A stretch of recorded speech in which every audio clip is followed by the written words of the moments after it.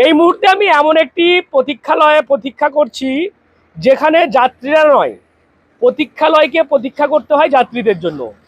একেবারেই আপনারা জানেন যে এই ডানকুনিকে যানজট মুক্ত করতে বা এই হাই রোডের যে যান চলাচল সেটাকে আরও দ্রুত গতিতে করার জন্যই সম্প্রতি একেবারে পালশিট থেকে ডানকুনি মাইতিপাড়া পর্যন্ত জাতীয় সড়কের 6 লেনের কাজ হয়েছে এবং তারপর নির্দিষ্ট করে দেওয়া হয়েছে যাতে ডানকুনিতে যানজট না হয় তার জন্য এরকম দুটি ডানকুনির যাত্রী প্রতীক্ষালয় বাস স্ট্যান্ড করে দেওয়া হয়েছে।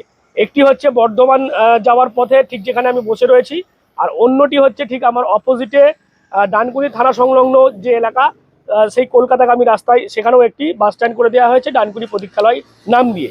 কিন্তু দেখা যাচ্ছে বর্তমানে এই প্রতীক্ষালয়গুলোকে সেইভাবে কিন্তু যাত্রীরা ব্যবহার করছে না।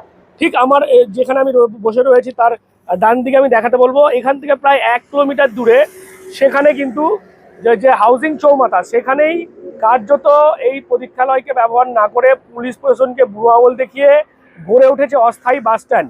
সেখানে দেখা যাচ্ছে সরকারি বাস থেকে শুরু করে বেসরকারি বাস এবং ভিন রাজ্যের বিশেষ করে বিহার, উত্তরপ্রদেশ সেই সমস্ত বাসগুলো বেনিয়ম করে তারা সেখানে দাঁড়াচ্ছেন, অবৈধভাবে পার্কিং করছেন, বাস স্ট্যান্ডে দাঁড়িয়ে দীর্ঘক্ষণ ধরে যাত্রী তুলছেন এবং যাত্রী কিন্তু প্রতিনিয়ত সকাল সন্ধ্যা যানজট লেগেই রয়েছে হাউজিং চৌমাথায়। কোথায় যাবেন আপনারা?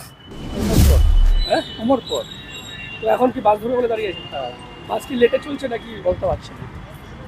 আচ্ছা, মানে যখন বাস ধরেন এখান থেকেই ধরেন ওখানে, মানে কোথায় যাবেন? ওখানে নাকি জমে পর ওটা কোথায়, মানে মুর্শিদাবাদ? মুর্শিদাবাদ।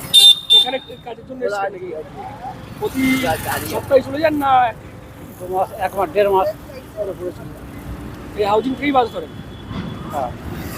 এখন কি বাসের জন্য অপেক্ষা করছেন? বাসের জন্য করবো। মানে টিকিট কোথায় কাটছেন? বা বাসেই? বাস যখন আসবে তখন কেটে নেবেন?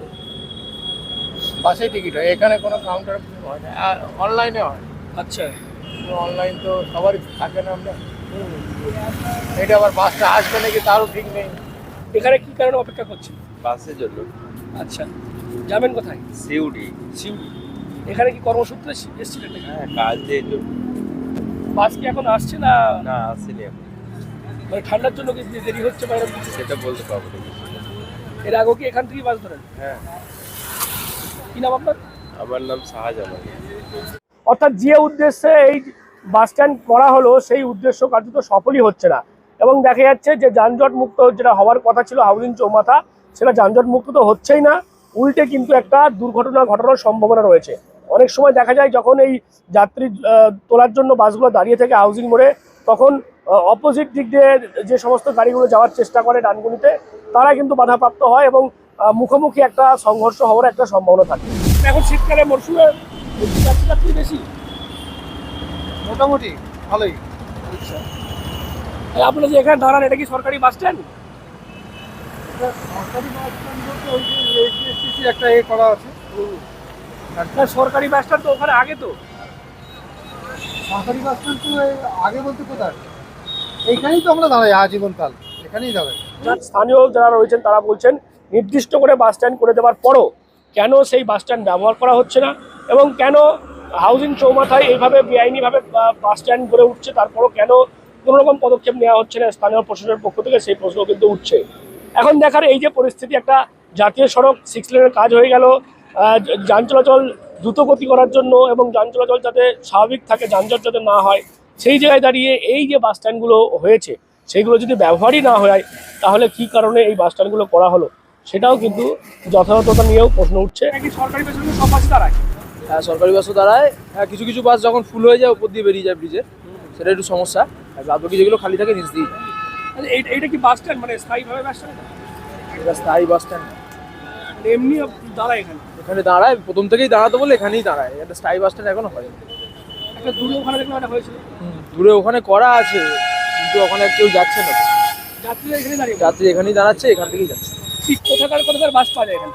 এখান থেকে তোমার দুর্গাপুর, আসানসোল পাওয়া যাবে, ঝাড়খণ্ডের পাওয়া যাবে, বিহারের পাওয়া যাবে, এইসব বাসই পাওয়া যাবে।